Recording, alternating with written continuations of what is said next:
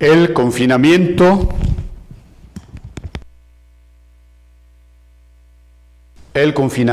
por la cuarentena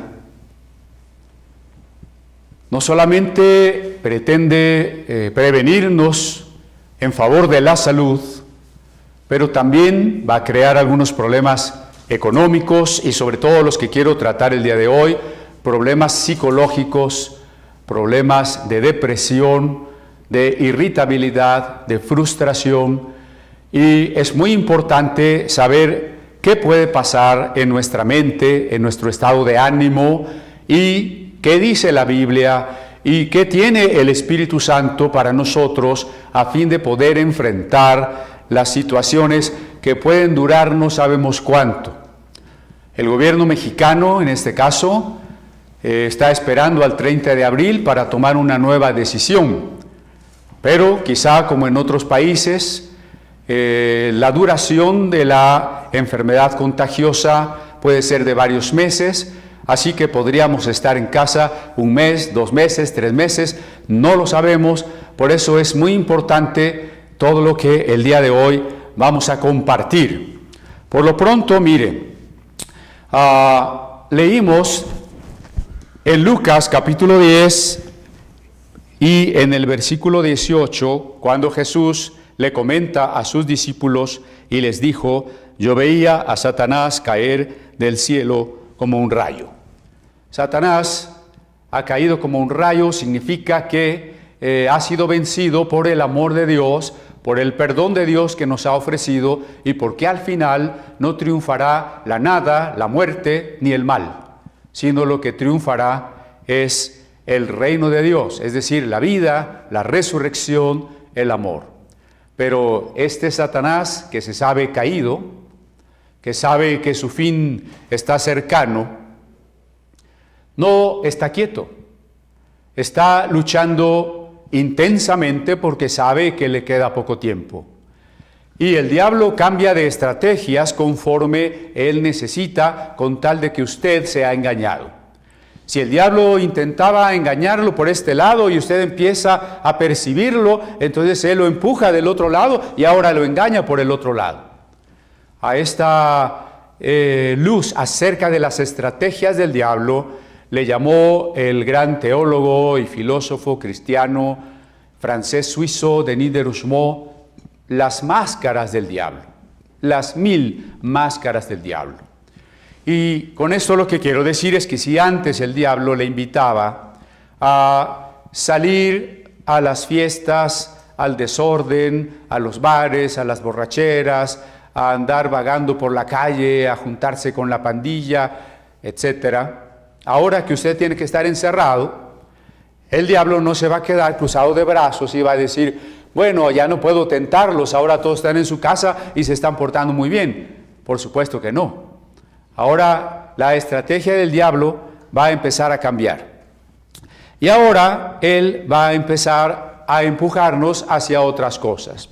Por ejemplo, frente al aburrimiento que puede ocasionar el que no podamos salir, que no podamos ver a los amigos, que no podamos ir a la escuela, como quiera que sea al trabajo, porque si ciertamente había días que uno no tenía ganas de ir a la escuela o de ir al trabajo, después de tantos días seguramente usted quiere ir a algún lado, ver a alguna persona, quizás aún a la misma familia. Una forma indebida, equivocada de enfrentar el aburrimiento sería incrementar el vicio por la televisión. Si usted se queda todo el tiempo en la televisión, en el Netflix, en los cables, en los videos de cualquier índole, entonces usted está perdiendo el tiempo.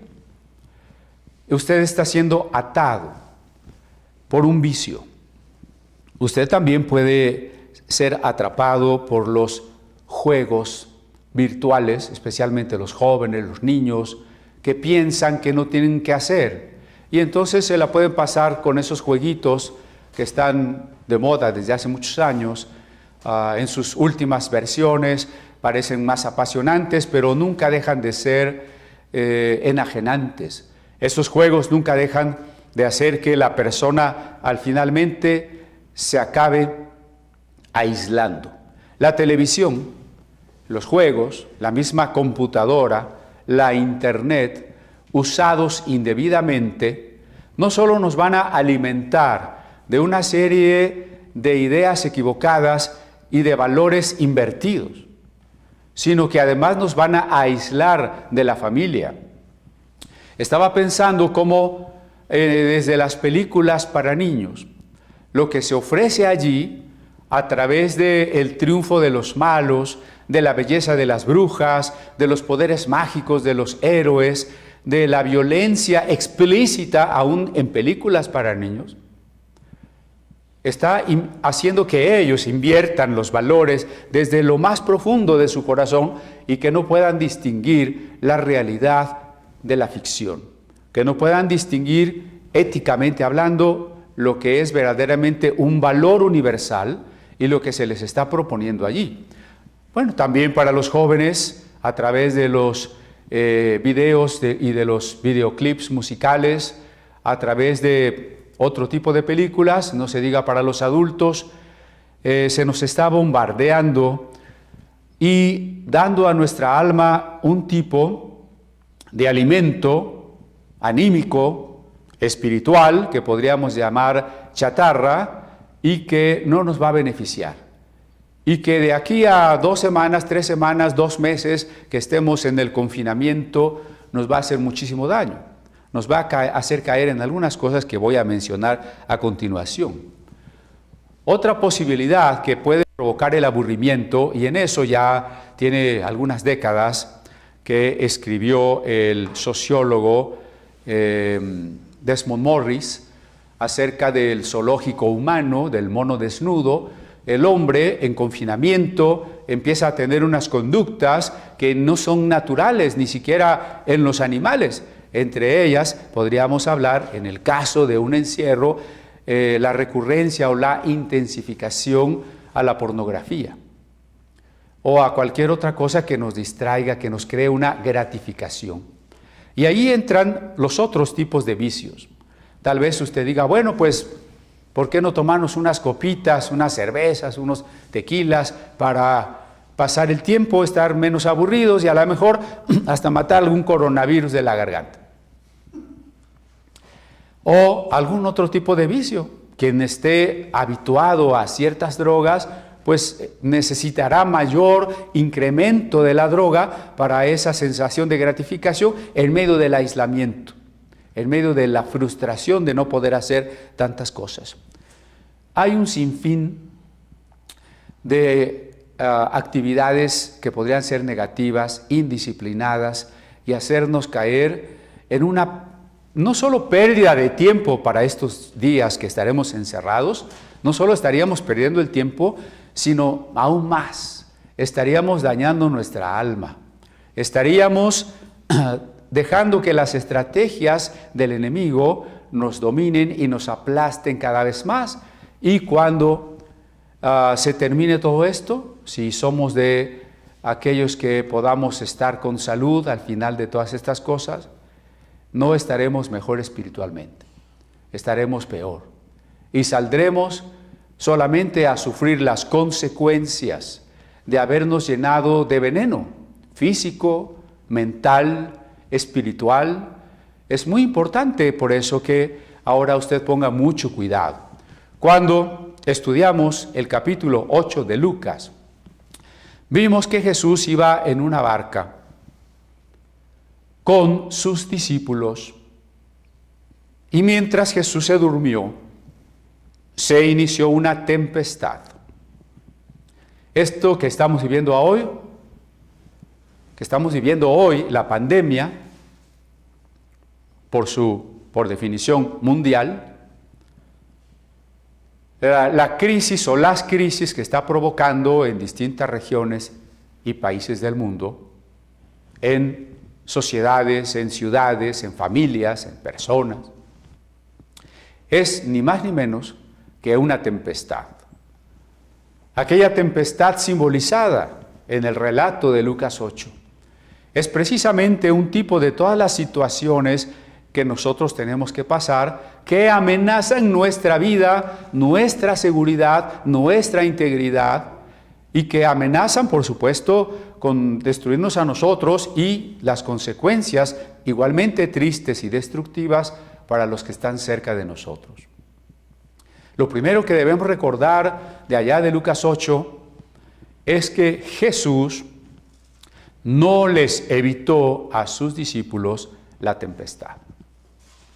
Porque eso sería a lo que tal vez pueda pensar alguien acostumbrado a las ideas del movimiento de la fe. Es que si tú tienes fe, si tú andas bien con Dios, tú vas a ser exitoso, Dios te va a hacer que todo te salga bien. Y entonces tendríamos que pensar que Jesús, en su discernimiento, tendría que haber dicho, no debemos embarcarnos hoy, el Espíritu me dice que va a haber una tempestad, nos quedamos en tierra. Y evita la tempestad. O quizá no se duerme yendo en la barca y cuando empiece a ver que hay barrunto de tempestad, que las nubes negras empiezan a agolparse, que el viento empieza a soplar más fuerte, en ese momento ora para que no haya problemas. Y los discípulos no pasan por una tempestad, y no pasan por la angustia, y no pasan por el temor, y no pasan por el peligro real de muerte. Pero esto no es así. Tenemos que pasar por la tempestad. Jesús permite que pasemos por la tempestad. Es más, Jesús se duerme durante la tempestad. Porque la sensación que nosotros tenemos es esa. El Señor no nos oye, está dormido. Se ha desentendido de nosotros. Jesús lo sintió cuando en la cruz sintió intensamente que el Padre le había desamparado y clamó aquellas palabras duras, profundamente tristes y angustiadas. Padre, Dios mío, ¿por qué me has desamparado? Los discípulos, al ver las olas gigantescas, al sentir que su barcaza frente a esa fuerza de los elementos no era más que una cascarita de nuez, que se estremecía, que crujía y que iba a desaparecer o a volcarse en cualquier momento y que por supuesto ellos iban a ahogarse allí en donde estaban, tuvieron mucho miedo. Hoy las personas en esta tormenta de la enfermedad infectocontagiosa tienen mucho miedo. Saben que pueden morir. Las olas de la enfermedad, del incremento de contagios en países como el nuestro, donde apenas viene la curva más elevada, las olas de la economía que amenazan con una crisis parecida a la de 1929 o peor a la de la Segunda Guerra Mundial. Las olas de la depresión y los efectos psicológicos de los que estamos hablando hoy amenazan a todos los que vamos en la barca de la vida, en la travesía de la existencia. La tempestad es real, el peligro de muerte es real y Dios no está interesado en detener la tormenta, Dios no está interesado en evitarnos la tormenta. Dios está interesado en que aprendamos a tener la paz que tenía Jesús en la tormenta y que aprendamos también que la tormenta tiene un final, cualquiera que sea. No importa cuánto vaya a durar esta tormenta. Si la cuarentena durara 3 o 4 meses, si el peligro de contagiarse continuara latente, aunque ya se reactivaran las actividades económicas, si la pobreza generada y la pérdida de empleo se tardara en recuperarse 1, 2, 3 años o más, todo eso es parte de una tormenta de la que no tenemos previsión y podemos decir cuándo terminará. No lo sabemos, pero lo que sí sabemos es que terminará. ¿Por qué? Porque mientras dure, hay alguien que está con nosotros en la barca. Y cuando Él decida, Él detendrá esa tormenta. Y esa tormenta, una vez terminada, permitirá que aparezca la luz el sol, la calma. Como dice aquel himno maestro, se encrespan las aguas. Pero después dice, sea la paz. Y entonces sabré que el Señor me sacará adelante, ya sea en la salud, ya sea en la provisión, en el sustento milagroso de su mano en cuanto a mi vida y mi aspecto económico. O tal vez, para mí, la tormenta termine en la resurrección. No importa. Hoy hemos hablado de este Jesús, hemos cantado acerca de este Jesús resucitado. La tormenta tiene que terminar, sí, pero la tormenta puede durar. Y quiero recordar algunas historias bíblicas de cuarentenas. Cuarentena podemos llamarle a 10 días, cuando el tipo de microbio puede aparecer o morir en 10 días. Podemos hablar literalmente de 40 días o podemos hablar de más tiempo. Y la primera de ellas que pienso ahora es de más tiempo, es Noé en el arca. Porque el diluvio dura 40 días y 40 noches y después hay que esperar a que las aguas se retiren, a que la tierra se seque un poco. Así que Noé estuvo encerrado en un barco con su familia cuando menos un año. Entonces usted no es el único que puede estar en cuarentena más de un mes. Un año de estar encerrado con la esposa, un año de estar encerrado con los hijos y ellos con sus esposas, y con tanto animal, tanta peste, y tenerlos que atender y darles de comer. Y no eran vacaciones. Es que sí, las cuarentenas como esta no son vacaciones. Un año encerrado. Claro, tal vez usted me esté diciendo si el diluvio fue o no fue literal. El mensaje es el mismo. Una persona está ahí encerrada, no hay otros habitantes, no hay ningún lugar a donde ir, y un poco peor, no tiene un video para ver la transmisión de Comunidad Apostólica. No tiene manera de tener un teléfono y comunicarse con alguien. Él está más encerrado que nosotros y más tiempo que nosotros. ¿Cómo pudo haber vivido Noé esa cuarentena? Y también Moisés subió a la montaña 40 días y 40 noches, solo. Nadie le acompañó. Se tardó tanto que el pueblo al pie de la montaña pensaba que Moisés ya había muerto. Pero Moisés estaba allá, a solas con Dios. Lo mismo los grandes profetas que vivieron en la soledad del desierto. Elías y Juan el Bautista. También Jesús, 40 días en el desierto. Si a veces usted se siente incómodo por no salir 40 días, a veces le preocupa un poco la provisión que debe tener en casa, Jesús se va 40 días al desierto, sin comida, sin un equipaje para poder tener comodidades, ropa que cambiarse, está solo. Repito, no tiene ni siquiera estos medios de comunicación con los que ahora contamos, especialmente a través de los medios electrónicos. No lo tienen. ¿Qué están haciendo ellos en estos confinamientos, en esos momentos en que están apartados? Porque la figura de la iglesia en el Apocalipsis es la misma. Algunas personas de manera alarmista están diciendo que todo esto anuncia el Apocalipsis, que el Apocalipsis está por comenzar. Recuerde que nosotros hemos enseñado que el Apocalipsis comenzó cuando el Señor se fue y el Apocalipsis termina de transcurrir, de ocurrir hasta que Jesús regrese. Así que La iglesia ha pasado por pestes, por terremotos, por guerras, por hambres, por persecución, por lucha contra la inmoralidad, contra las falsas doctrinas, por todas las calamidades que el pecado del hombre crea y por todos los desastres naturales posibles.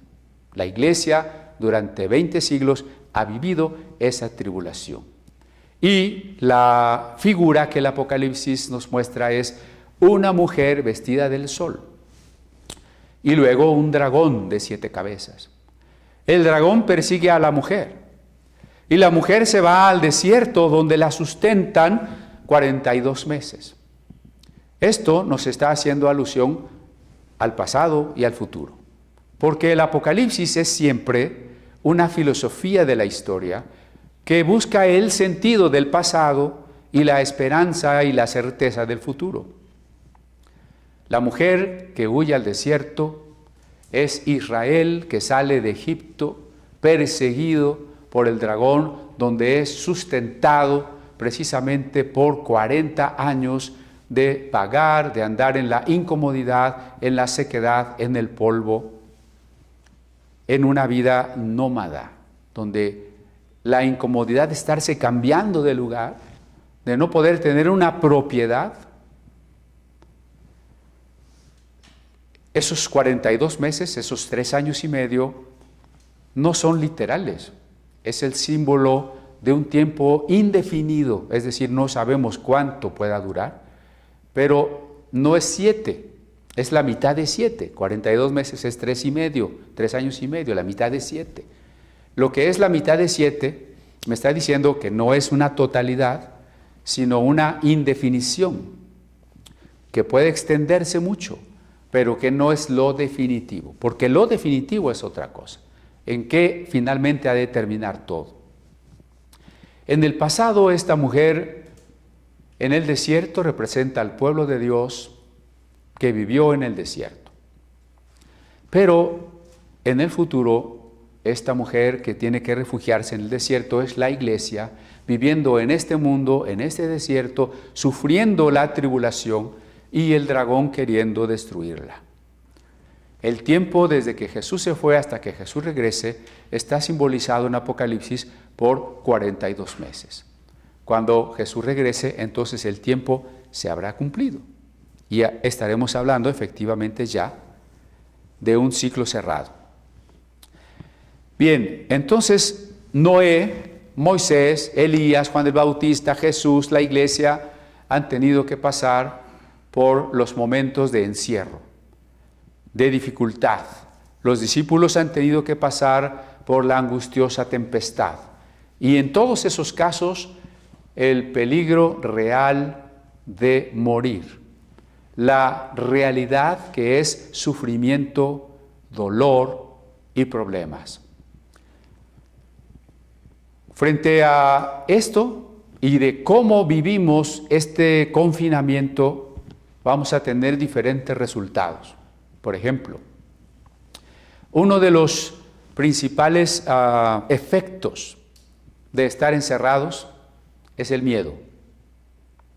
El miedo se va a incrementar. Y se va a incrementar sobre todo si usted está siempre recibiendo la sobreinformación. Recuerde que una de las maneras de dominar y de engañar por parte de los detentadores del poder, pero también por parte del dragón, es sobreinformarnos. La saturación de información nos desorienta. No sabemos qué es verdad y qué no es verdad. Y por tanto, esta sobreinformación amplifica las emociones. Si usted no quiere tener una crisis, un estado de ánimo exagerado de temor, entonces déjese de estar viendo tanta cosa, de estar viendo ¿cuántos muertos van hoy? ¿Cuántos contagiados van hoy? ¿No será que llegó a mi colonia? Olvídese de eso. ya desde varios domingos, y le pido que repase lo que hemos explicado los domingos. Si usted lo repasa con cuidado, va a ver que muchos detalles los dijimos antes que sucedieran, dimos las claves para que usted esté en paz. Pero usted solo necesita la información oficial. Déjese de cualquier otra cosa. Déjese de teorías conspiracionistas. Que si todo esto es una mentira, que si todo esto es debido a China o a Estados Unidos o a los judíos o al banco no sé cuál, eso no nos interesa, y son en más del 90% de los casos opiniones infundadas. No tienen datos fiables, duros, no tienen sustento, no tienen un carácter crítico científico. Ojalá los cristianos fuéramos capaces de tener un espíritu crítico, es decir, que puede distinguir la verdad de la mentira. Un espíritu científico que es el que dice, ¿dónde están las pruebas de lo que me estás diciendo? Pruebas fehacientes, no especulaciones, no supuestas pruebas, no sesgos mentirosos. El miedo es un gran peligro que se puede incrementar, sobre todo si usted vive en confinamiento y sin familia. Quizá sea uno de los puntos más difíciles para todos, sí, pero en especial digo para los que están solos en su casa. Otra sensación que se va a incrementar es la de frustración. Eso quiere decir, me molesta no poder hacer lo que hacía, lo que quiero hacer, lo que estoy acostumbrado a hacer o lo que tengo que hacer. Que las cosas nos salgan mal y que no las podamos hacer nos crea una gran frustración. Por supuesto que la frustración nos crea incomodidad, nos crea irritabilidad y otras cosas. No solamente usted puede sentir frustración, sino muy relacionado con ello, enojo. Una de las principales reacciones y problemas que va a haber en casa durante estos días, estos 40 o 50 o los que quiera, el enojo. Desde las causas naturales hasta las causas intensificadas. Mire, causas naturales, por ejemplo, el espacio. Esto sucede hasta en los animales. Cuando hay hacinamiento, hay pleitos. ¿Por qué? Porque este es mi espacio y tú estás aquí encima de mí. Entonces, ahora todos hechos bolas en la casa y la esposa no tiene el descanso de que el marido se fue a trabajar, de que los niños se fueron a la escuela. Ahora se da cuenta que el problema no era la maestra, sino los niños. Entonces empieza el enojo. ¿Por qué? Porque es natural. Estamos viviendo encerrados y estamos viviendo amontonados. Entonces, ahí hay un problema normal. Pero ese enojo también se puede dirigir hacia la pareja. Porque muchas parejas se soportan precisamente porque no se ven la mayor parte del día. Y es posible llegar a la casa cansado, ponerse a ver la tele y dormir, y ni siquiera platicamos, ¿no? Como quiera que sea, llevamos vidas paralelas. Paralelas van en la misma dirección, pero no se tocan. Pero ahora que estamos todo el día juntos, ¿sabe lo que ha pasado en España, que es un país que se nos ha adelantado en todo esto, que lo sufrió primero? En España ha habido un incremento significativo, evidente, de las demandas de divorcio. Es increíble que ahora que el esposo y la esposa pueden estar juntos todo el tiempo, restablecer su matrimonio, incrementar su cariño, ahora no se soportan menos que antes, ahora más que nunca quieren divorciarse. Entonces, el enojo es un asunto, pero también el enojo puede vertirse hacia otros lados, por ejemplo, hacia el gobierno. Pero ¿cómo es posible que en México ya se murieron 200 personas? No es culpa del gobierno mexicano, porque lo mismo está pasando y peor en otros países y países con más recursos que el nuestro. Lo que estamos viviendo lo está viviendo todo el mundo. Pero alguien tiene que tener la culpa, ¿no? ¿Por qué no se decretó antes el confinamiento? ¿Por qué no hay más hospitales? Y nos empezamos a enojar con el gobierno. ¿Y sabe quién aprovecha todo esto? Los que además quieren crear una crisis política. Cuando Jesús, en este mismo capítulo 10 de Lucas, envió a los discípulos a predicar, recuerden lo que les dijo. Sanad a los enfermos que en ella haya y decidles, se ha acercado a vosotros el reino de Dios. No vaya a cambiar este versículo y diga, y vayan y díganlos a los enfermos que ese gobierno no nos ha dado hospitales y háblenles que debemos de tumbar al gobierno. Eso no dice allí. Lo que dice aquí es que prediquemos el reino de Dios. Y ahora que en este país y en otros seguramente puede buscarse coyunturalmente por ciertos intereses las crisis políticas, los cristianos debemos tener clara una cosa. Los cristianos no somos de derecha ni de izquierda. ¿Cuál es la derecha? No somos de derecha ni de izquierda. Entonces, ¿qué somos? Somos del reino de Dios. No identifiquemos el reino de Dios con la derecha ni con la izquierda. Ese es un gran error. Cualquiera de los dos sistemas es perverso. Precisamente en otra de las grandes crisis, antes de esta, la más grande crisis parecida a esta, fue la Segunda Guerra Mundial, donde la derecha y el fascismo de Mussolini en Italia, de Hitler en Alemania, de Franco en España, fue tan nefasto y tan dictatorial como lo fue el estalinismo del marxismo-leninismo en Rusia. La derecha y la izquierda en la Biblia son monstruos, son bestias. No se ponga a defender bestias. No se deje engañar por las bestias. Hubo quienes desde los años 60 y 70 comenzaron a identificar el reino de Dios con la izquierda, el cristianismo mezclado con el marxismo, pero el agua y el aceite no se mezclan. Eso dio origen a la teología de la liberación. Una teología que hizo mucho daño a la iglesia, que llevó a la iglesia, a sectores de la iglesia, a la violencia, a involucrarse en la guerrilla, a dejar de percibir la dimensión escatológica de la resurrección de Cristo y del establecimiento del reino de Dios, para sustituirlo por un establecimiento de una justicia económica. Desgraciadamente, esa mezcla entre cristianismo y lucha de clases se convirtió luego en lucha de géneros, y la iglesia en ese sector está hoy terriblemente desviada, pensando que el reino de Dios y la justicia es poner a pelear a los hombres contra las mujeres, o más bien a las mujeres contra los hombres. Algunos dicen que esto del coronavirus y el nuevo orden mundial es porque ya va a empezar el gobierno del anticristo. El gobierno del anticristo tiene muchos años.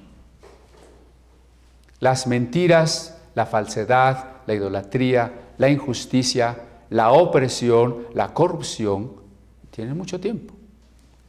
La manera en que la filosofía y las teorías económicas, sociológicas, antropológicas han ido preparando terreno a la falsedad, a la postura anticristiana, al relativismo, a la posmodernidad, tiene décadas. Esto no es nuevo. Por eso es que usted como cristiano tiene que estar pendiente, tiene que estar abierto. Pero el reino de Dios tampoco es la derecha. Y precisamente muchos, y especialmente los jerarcas de las iglesias, siempre han estado con la derecha. Porque la derecha les provee de riqueza, de poder, porque el clero comienza a tener intereses de este mundo que le favorece estar en complicidad con quienes tienen el poder, con quienes tienen el gobierno. Los cristianos ricos, no todos, en su mayoría, los cristianos ricos, los cristianos favorecidos por lo que se llama el statu quo, es decir, por que todas las cosas se queden como están porque a mí me está yendo bien, están con la derecha. Y quieren favorecer a la derecha sin darse cuenta que la filosofía política del libre mercado siempre va a ser una filosofía a largo plazo injusta, que en el fondo siempre está favoreciendo la explotación de los trabajadores. Ninguno de los dos sistemas representa el reino de Dios. No tome partido por ninguno de los dos. Entonces, ¿qué tenemos que hacer? Nosotros tenemos que hacer dos cosas. Una, nosotros apoyamos, alabamos y estamos para trabajar con todo lo que sea justo. Y estamos para denunciar y oponernos a todo lo que sea injusto. Todo lo que sea justo o injusto, venga de quien venga. Si usted me dice, bueno, es que pastor, usted parece morenista. No soy morenista, ni soy panista, ni soy ninguna otra cosa. Si alguien del partido que sea, del gobernante que sea, hace algo justo, hay que reconocerlo, hay que apoyarlo. Porque los periódicos y revistas de izquierda solo publican que todo está mal desde la óptica de la izquierda y nunca dicen lo que está bien. En esta crisis estamos viendo que los periódicos de derecha todos los días están publicando que todo está mal. Eso es lo primero que nos debe hacer sospechar. Es posible que todo lo que un gobierno y que todo lo que unas personas hagan, todo está mal. Si no hay un discernimiento claro para poder decir esto está bien y esto está mal, entonces es evidente que hay una actitud, hay un interés, hay una parcialidad en la manera en que estamos viendo las cosas. Y entonces este enojo que va a ser incrementado durante el confinamiento se va a dirigir hacia donde cierto grupo quiere que dirijamos el enojo. Por eso nosotros tenemos que tener cuidado y decir, esto es justo o no es justo, esto es injusto o no es injusto. Y una vez que lo decidamos, ¿y cómo lo voy a decidir? No lo voy a decidir solo por las teorías económicas, por los documentos básicos de los partidos, ni siquiera por alguna corriente filosófica de teoría política. Lo voy a decidir porque en la Biblia está claro lo que es justo y lo que es injusto. Así que usted es un profeta, usted es un enviado de Dios. Y el enviado de Dios ha sido enviado, valga la redundancia, a recoger la cosecha, no a quedarse allí en el campo y afiliarse al equipo de acá o al equipo de allá. No, nosotros hemos sido enviados a predicar el reino de Dios, y el reino de Dios trasciende las derechas y las izquierdas, no se compromete con ellas. Pero más allá de eso también, y no podemos olvidar, debemos sujetarnos a nuestros gobernantes en todo lo que nos digan que no contravenga a la palabra de Dios.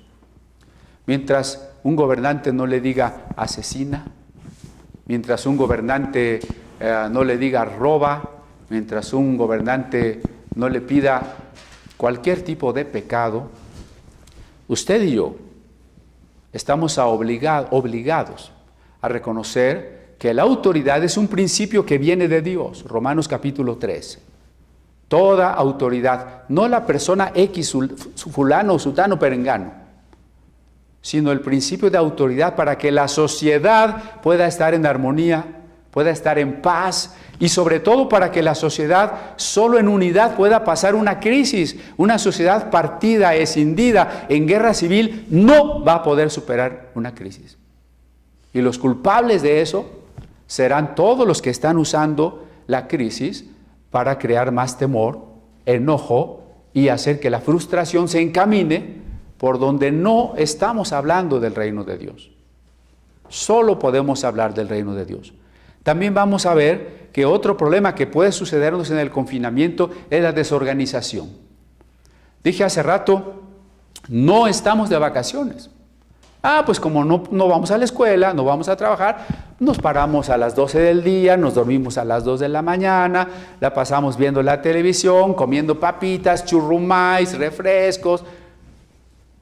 Eso va a ser muy terrible, muy terrible. Usted tiene que ponerse horarios muy claros y empezar a entender que, eso lo voy a decir más adelante, esta es una gran oportunidad para mejorar su vida.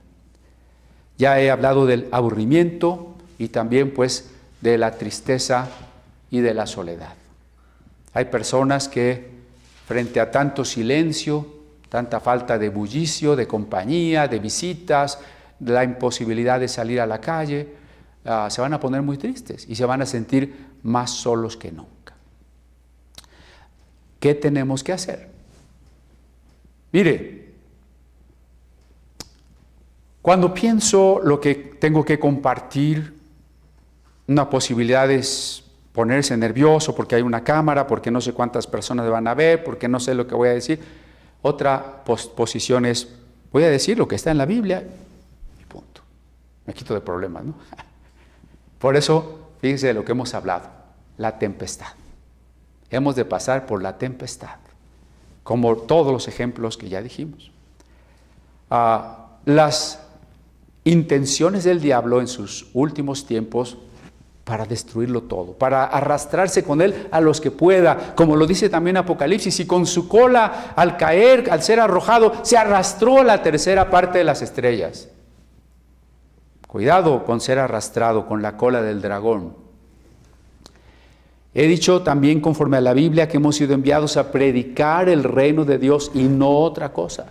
Reino de Dios. Olvídese de estar promoviendo teorías conspiracionistas, mentiras, reclamos, consejos falsos y posturas políticas que no son el reino de Dios. Olvídese de eso. Predique el reino de Dios. Ahora vaya conmigo al versículo del capítulo 10 de Lucas, al versículo que es el 22. El contexto es que los discípulos han regresado de la tarea que Jesús les encomendó y vienen muy contentos, y entonces Jesús les dice, qué bueno que han ustedes experimentado que el reino de Dios está llegando, pero gócense sobre todas las cosas que sus nombres están escritos en el libro de la vida. Por eso decíamos, si para usted o para mí la tempestad terminará en la resurrección, yo estoy escrito en el libro de la vida. Y entonces dice que Jesús les habló precisamente de cómo el diablo caía y él nos daba autoridad para pisar sobre toda fuerza del enemigo. Porque tal vez usted diga, oiga pastor, pero hasta aquí el sermón está muy pesimista.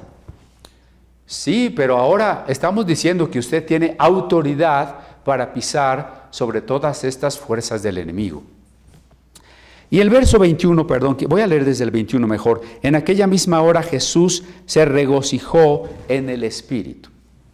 Yo le decía que la palabra regocijar aquí es una forma intensiva de hablar del gozo. El Espíritu Santo llenó a Jesús de un gozo inmenso.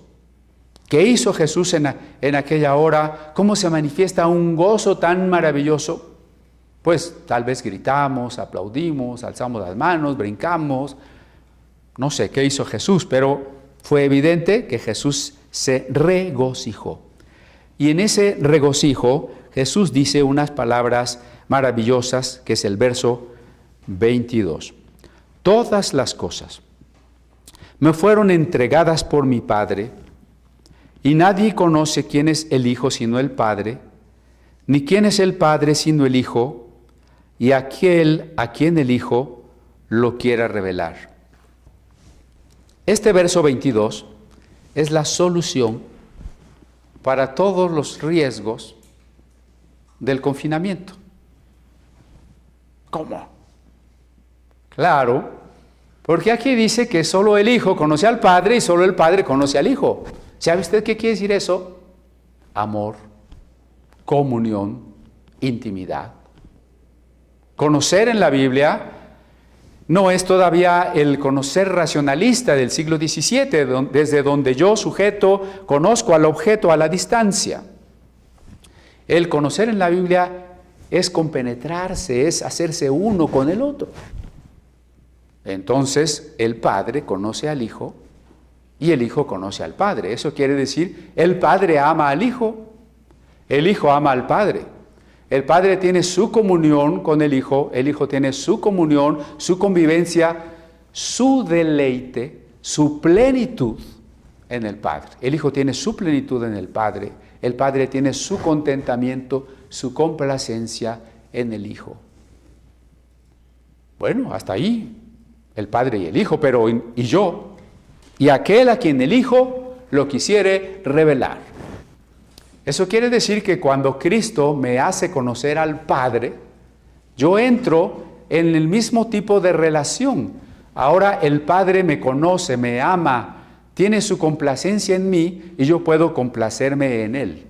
Por eso encontramos pasajes como allá en los profetas, cuando dice, Jehová se gozará sobre ti con cantos. Su bandera sobre mí fue amor. Es decir, Dios se deleita en nosotros, con nosotros. Y nosotros con Él. Por eso dice el Salmo, ¿a quién tengo yo en los cielos sino a ti? Y fuera de ti, nada deseo en la tierra. Diría también el salmista, más que vivir muchos días, una larga vida, prefiero pasar un día en tus atrios.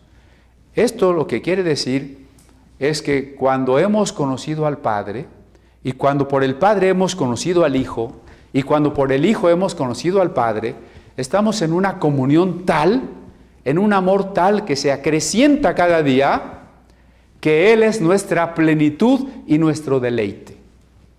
Por lo pronto, entonces, no es el vicio, no es emborracharnos para olvidar la cuarentena, no es meternos en los aparatos electrónicos para distraernos de la cuarentena, no es llenarnos de miedo, de temor, de pavor, de frustración. Es empezar a comprender lo que los profetas en el desierto comprendieron. ¿Qué vivió Moisés en el Sinaí? ¿Qué vivió Elías en el desierto? ¿Qué vivió Juan el Bautista en el desierto? ¿Qué vivió Jesús en el desierto? Aburrimiento, frustración, soledad, temor, ¿no? Comunión íntima con Dios. La invitación hoy entonces es que nos decidamos a que lo que más nos satisface en la vida, que nos decidamos a comprender que la razón de nuestra existencia, que la plena realización de nuestro ser, que la plenitud de lo que somos, solo se puede encontrar en la íntima comunión, en el amor de Dios, amor recíproco, amor de Él para mí, amor de mí para Él. Esto es lo que tenemos que hacer en la cuarentena. Ahí está la solución. Por eso primero he explicado la tormenta en la que estamos, las posibilidades de frustrarnos y destruirnos al estar encerrados ahí en el arca. Pero hay otra posibilidad, que este encierro se vuelva grandioso, positivo, bendición. ¿No acaso? Y no es que quiera ser del club de los optimistas, pero Romanos 8 dice, a los que aman a Dios, todas las cosas les ayudan a bien. No es lo mejor, no es lo preferible lo que está sucediendo. Pero si usted ama a Dios, entonces todas las cosas nos ayudan a bien. Y cuando esto termine, entonces usted habrá tenido que experimentar un crecimiento, una bendición, haber ofrecido a Dios su vida en sacrificio vivo para experimentar cuál sea la buena, perfecta y agradable voluntad de Dios para su vida. Eso es lo que usted puede lograr en este tiempo. ¿Y cómo lo va a lograr? Le voy a decir algunas formas. Voy a comenzar desde las físicas, luego las anímicas y luego las espirituales, en cómo usted puede aprovechar la cuarentena. Primero, en el aspecto físico, es que usted haga ejercicio todos los días.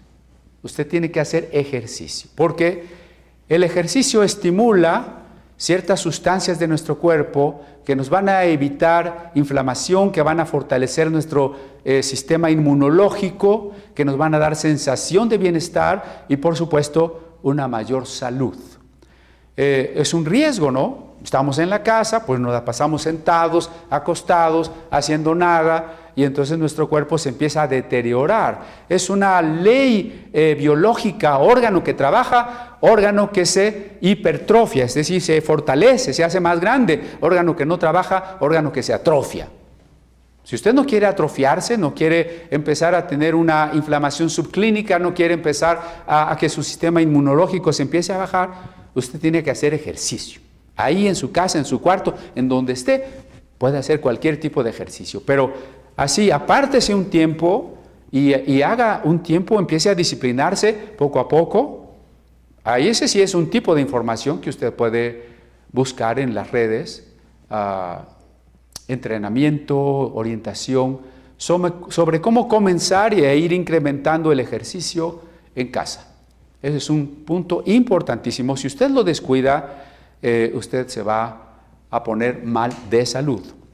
La otra cuestión, también estoy todavía en lo físico, es tomar sol. Mínimo 10 minutos al día usted debe asolearse.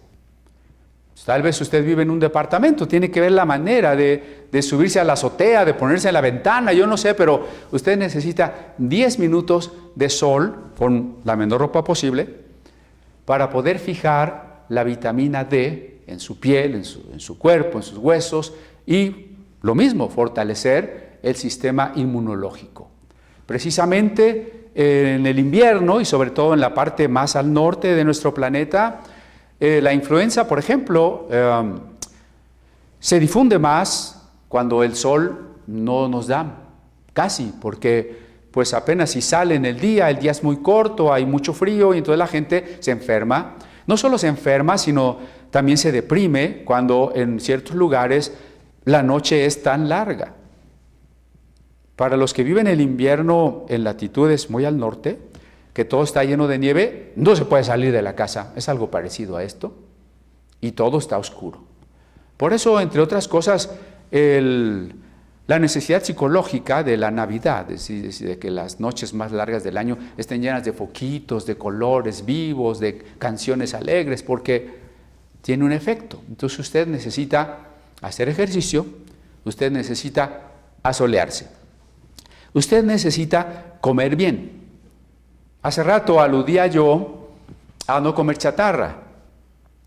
No coma alimentos industrializados, sumamente procesados, ni pizzas, ni refrescos, ni papitas fritas, ni, bueno, nada que esté allí industrializado. Usted sabe que una enfermedad que es también una pandemia, al menos en el hemisferio norte del planeta, es la obesidad.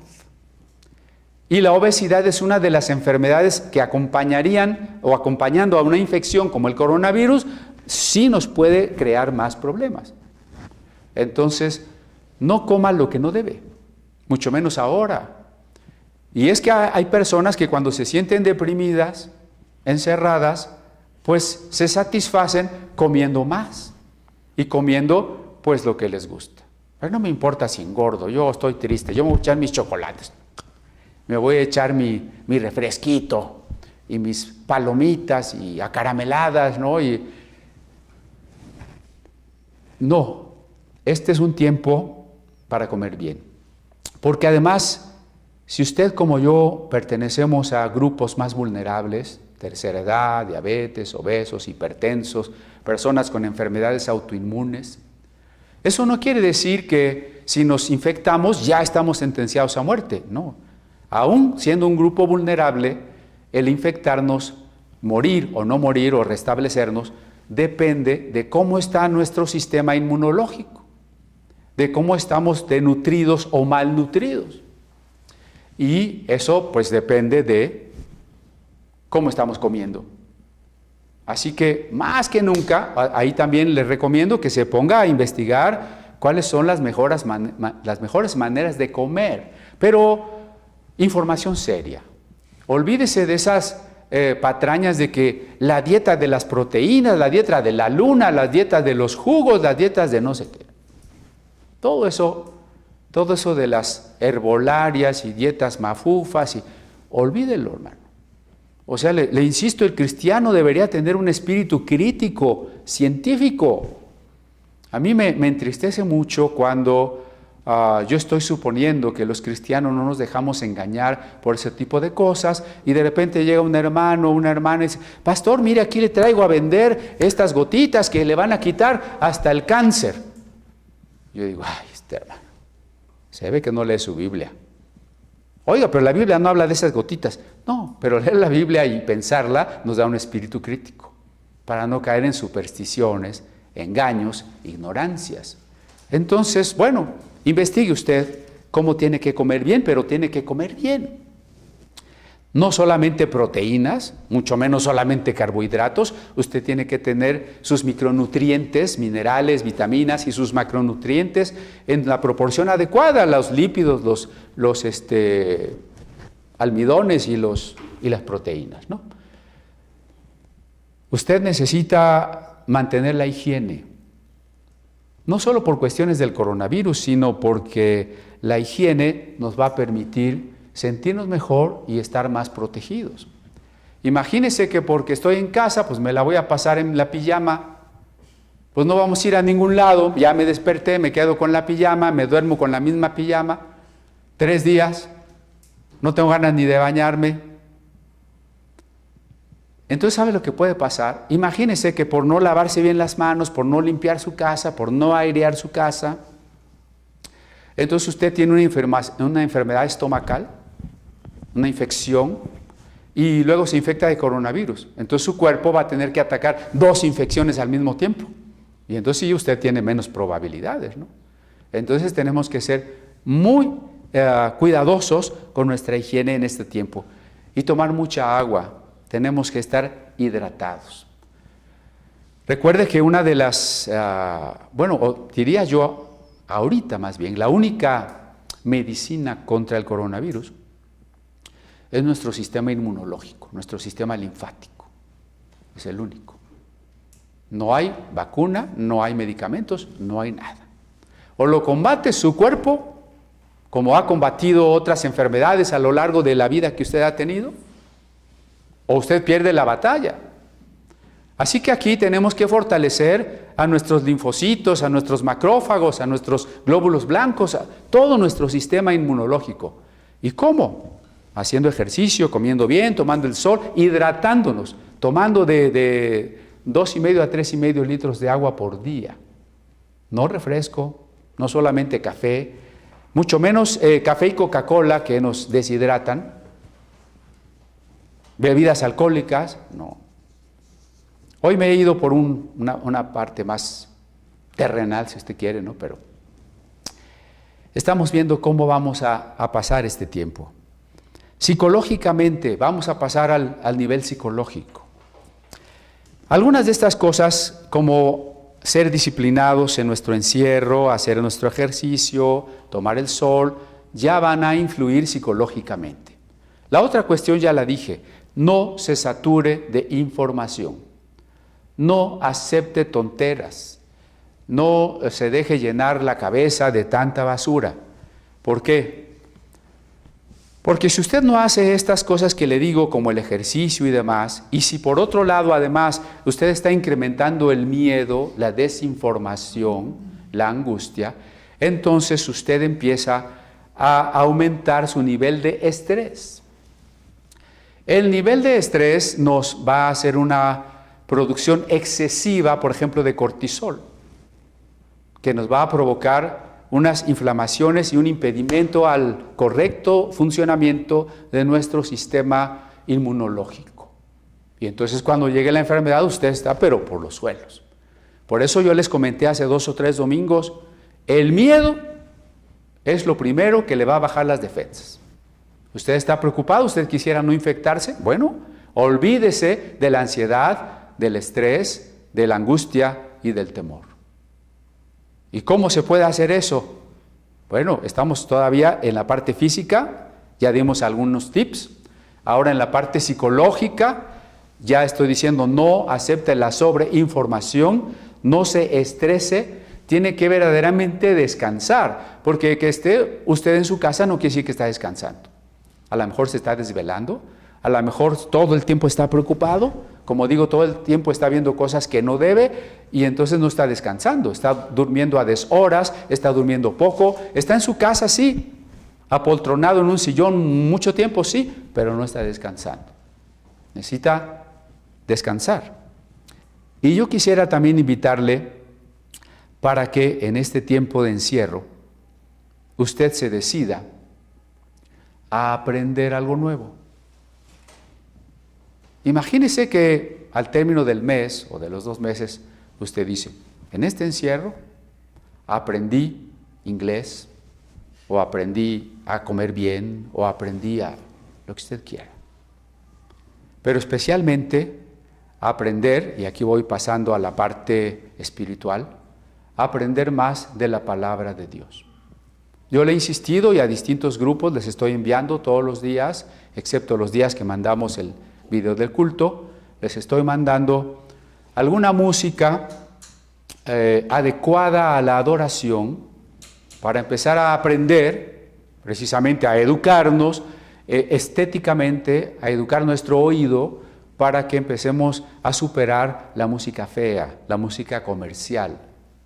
Y les estoy mandando el video de alguna predicación o de alguna conferencia o de alguna entrevista para que ustedes puedan tener algo que meditar ese día que no tiene nada que ver con la luz de alarmismo que nos llega constantemente.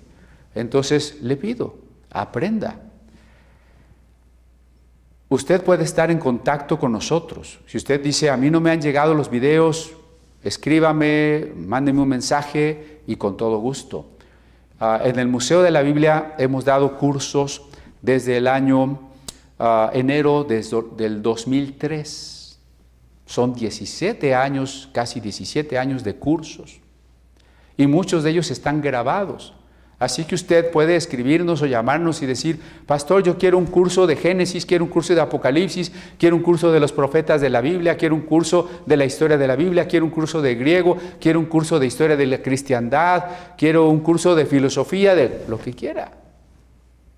Dedíquese a aprender algo. Póngase su Biblia, su cuaderno, sus libros y empiece a edificar su mente, su intelecto y empiece a edificar su espíritu.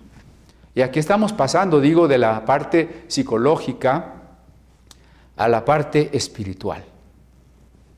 ¿Cómo vamos a hacer o qué tenemos que hacer en nuestro espíritu para que al final de este periodo hayamos salido fortalecidos? Para que al final de este periodo, como los discípulos después de la tempestad, podamos postrarnos ante Cristo y decir, ¿quién es este que aún los vientos y la mar le obedecen? Para que realmente sea una vivencia en nosotros lo que dice Romanos, que todas las cosas nos ayudan para bien y experimentemos, aún en la prueba, cuál es la buena, la perfecta y la agradable voluntad de Dios. Espiritualmente vamos a tener que estudiar más las Escrituras. Por eso la insistencia en que aprenda y que aproveche todo el material que tenemos. No es quizá lo más oportuno que sea yo quien lo diga, pero tengo que decirlo. El nivel académico, espiritual también, de los maestros que impartimos en el museo es bueno. Es bueno. No quiero comparar los cursos y los profesores con alguna institución en particular, pero sí le puedo decir y garantizar que difícilmente va a encontrar videos, conferencias, interpretaciones de una calidad buena y usted la tiene al alcance en lo que podemos compartirle. Hágalo. Conocer cada vez más la palabra de Dios, porque dice, bienaventurado el que en la ley de Dios medita de día y de noche. Será como el árbol que crece poco a poco hasta ser un gran árbol frondoso y todo lo que hace prosperará. A pesar de toda esta calamidad Usted puede ser un árbol frondoso. Usted puede ser alguien que, aunque de momento no lo parece, todo lo que usted haga y está haciendo prospere. ¿Cómo? Medite en la ley de Dios de día y de noche. Pero hablábamos también de cómo la irritación, el enojo, la frustración con los que están a nuestro alrededor, ¿eso cómo se puede vencer? Eso solamente se puede vencer desde lo que vamos a experimentar al hacer nuestro el verso 22. Si el Padre conoce al Hijo, el Padre ama al Hijo, el Hijo ama al Padre. Si el Hijo nos revela al Padre para que le amemos y le conozcamos, para que conozcamos a Cristo y le amemos, para que experimentemos el amor del Padre y del Hijo. Entonces nosotros, teniendo esta comunión, teniendo en primer lugar esta experiencia desde lo más interior de nosotros, podemos darla a los que están cerca. Ahora sería el momento en que, en vez de que se incrementaran los divorcios, los pleitos en la casa, por cualquier detalle entre los hermanos, que esto es mío, que por qué me agarraste aquello, que ya me quitaste del lugar, que ya me rompiste, en vez de todo eso, si nosotros podemos decidir, en este tiempo he decidido amar a Dios y he decidido amar a mi familia.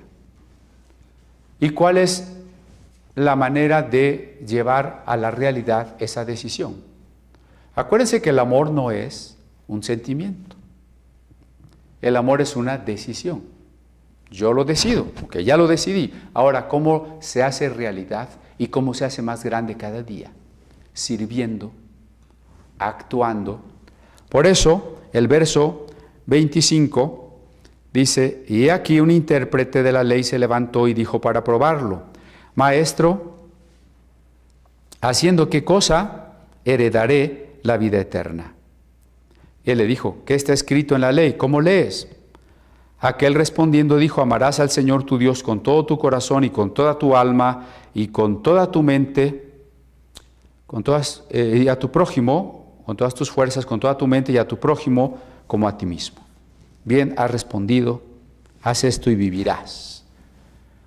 Tenemos aquí que Lucas, de manera magistral, uniendo la idea del amor de Cristo que va camino a Jerusalén a morir, envía por amor a los 70 para que vayan a hablar del amor de Dios. Ellos regresan, Jesús se regocija porque estos amados están escritos en los cielos y entonces ahora, hablándoles del amor, les explica la comunión entre el Padre y el Hijo y la comunión que el Hijo nos provee para tener con Dios.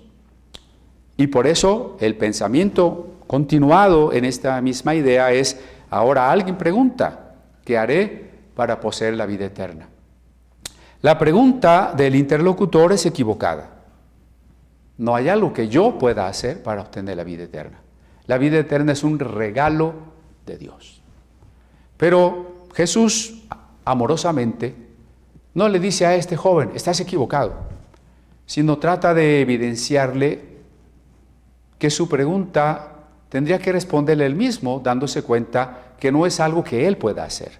Y por eso le dice, bueno, la ley es lo que se te exige que tú hagas. Y según lo que se exige que tú hagas, ¿qué entiendes tú? Y entonces el joven contesta, pues amar a Dios y amar al prójimo.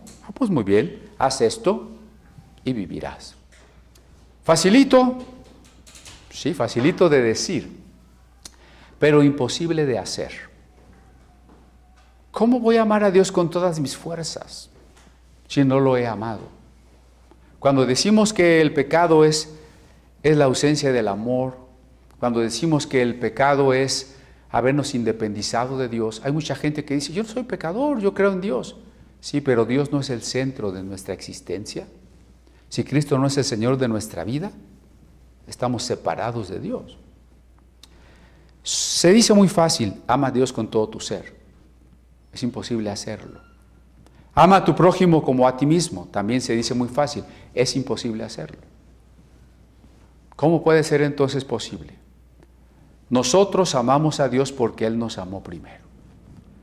Por eso no es la ley y lo que yo tengo que hacer lo que me da la vida eterna. Es el amor de Dios y la gracia de Dios que me ha amado, que me ha perdonado, la que me puede dar la vida eterna. Hoy estamos celebrando la resurrección de Cristo.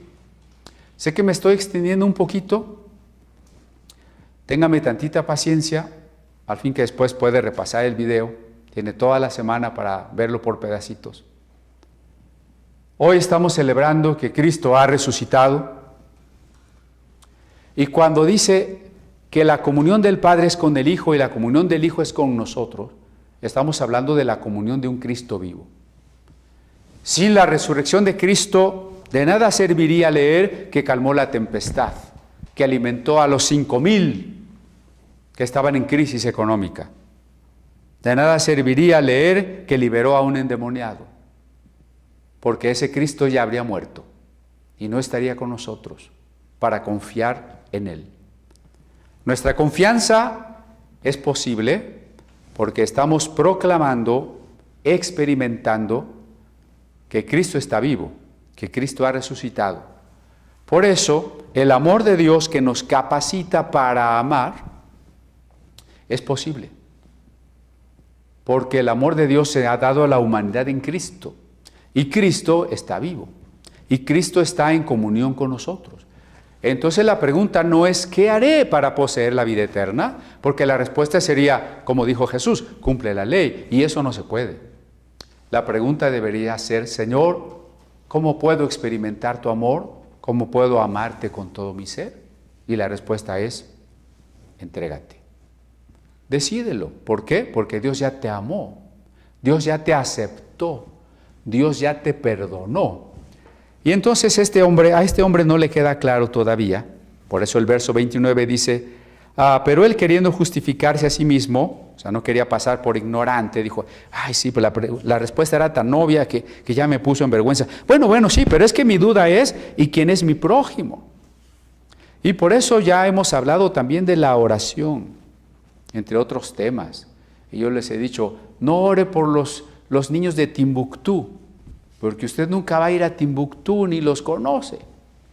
La pregunta es, ¿quién es mi prójimo? Y la palabra es para nosotros muy amigable porque en el español procede del latín y significa exactamente el próximo, el que está más cerca. ¿Quién es el que está más cerca en la cuarentena? No los pobres italianos, los pobres españoles o los pobres neoyorquinos. Bueno, aunque está conectada Sarita de Barcelona, Jesse de Inglaterra y otros hermanos, la familia Prince de Texas, los hermanos de Canadá, etc. Sí. Mi prójimo no es el que sufre en otro país, lo es teóricamente, pero mi prójimo en sentido práctico, real, concreto, es el que está cerca de mí. Y por eso Jesús cuenta la historia del samaritano. No la voy a explicar, no se me desespere, solo la voy a leer, porque esta semana usted tiene muchas tareas. Esta semana usted tiene que luchar contra todos los efectos negativos del confinamiento. Esta semana usted tiene que comenzar a poner en práctica los aspectos físicos, psicológicos y espirituales para que en vez de aburrirse, deprimirse, angustiarse y enojarse, usted pueda edificarse, fortalecerse, experimentar a Dios. Y eso va, en primer término, en una comunión íntima, donde Dios es mi plenitud, donde Dios es todo lo que deseo, donde con Él y solo con Él, como Moisés o como Jesús en el desierto, con Él lo tengo todo, aunque nadie más estuviera cerca de mí. Pero otras personas están en confinamiento con alguien que quieren, o a lo mejor peor, con alguien que no quisieran. Pero aquí lo que dice es, cuando este joven pregunta a quién es mi prójimo, Jesús cuenta, un hombre descendía de Jerusalén a Jericó y cayó en manos de ladrones, los cuales le despojaron e hiriéndole se fueron, dejándole medio muerto. Aconteció que descendió un sacerdote por aquel camino y viéndole pasó de largo. Asimismo un levita llegando cerca de aquel lugar y viéndole pasó de largo. Pero un samaritano que iba de camino vino cerca de él y viéndole fue movido a misericordia. Y acercándose vendó sus heridas, echándoles aceite y vino y poniéndolo en su cabalgadura, lo llevó al mesón y cuidó de él. Otro día al partir sacó 2 denarios y los dio al mesonero y le dijo: cuídamele, y todo lo que gastes de más yo te lo pagaré cuando regrese. ¿Quién pues de estos 3 te parece que fue el prójimo del que cayó en manos de los ladrones? Jesús le da la orden a este joven de ir y hacer exactamente lo mismo. ¿El prójimo quién es? Hágase la pregunta que hizo el joven. ¿Quién es mi prójimo? Tu prójimo es tu esposa o tu esposo que tienes ahí pegado, aunque no quieras. Tu prójimo es tu hermano o tu hermana con el que te peleas todos los días. Tu prójimo es tu abuelita, tu tío o quien viva en la casa, o incluso los vecinos cuando todavía hay más comunicación con ellos. Tu prójimo es ese que está cerca y que al igual que tú puede deprimirse, tiene necesidades, puede enfermarse, tiene temor. Ese es tu prójimo. ¿Y qué tienes que hacer? No lo que dijo o lo que hizo, el sacerdote o el levita. Ver al hombre herido y pasarse de largo. Seguramente tenían pretextos, ¿no? Yo tengo que ir al templo, ya empecé el culto y yo no puedo llegar tarde. No te puedo ayudar. O ¿qué tal si se está haciendo el herido, yo me acerco y es un ladrón y me asalta y mejor ahí le hablo al 911 que vengan por él. Pretextos. Se evadió la responsabilidad con el prójimo. El amor de Dios y el amor a Dios no es real si no se concreta en el amor al prójimo. Y ahora es un tiempo muy oportuno para ayudar a todo el que tiene necesidad. Quizá haya alguien de nuestra familia lejano a quien tendríamos que apoyarle económicamente. Quizá alguien que está ahí cercano y tenemos que apoyarle platicando. Por eso decía yo, no se aísle toda la familia viendo la televisión, nadie platica con nadie. No, se trata de darnos el tiempo para hablar, cosas que nunca hemos hablado, para estudiar juntos, para contarnos nuestra vida. Hágale una entrevista a su abuelita, a su mamá, a su papá, que le cuenten todo lo de sus ancestros. Y estaría bueno. No haga lo que estos. No, pues es que esa persona está enferma, pero ¿qué tal si es coronavirus y si me lo pega? No, yo no lo puedo ir a ayudar. Hay que se muera ahí en su casa, ni modo. Pues. ¿Para qué no se casó? No podemos tomar esa actitud que mucha gente tiene, ¿no? De ver al otro con sospecha, de quererlo lejos, casi de lincharlo. Vamos a ver incluso crímenes de ese tipo, Entre más avance el confinamiento, el número de contagios, el número de muertos, vamos a ver cómo el miedo va a provocar más rechazo, más agresión y hasta linchamientos. Usted es cristiano, usted no puede hacer eso. Usted y yo estamos para servir al prójimo.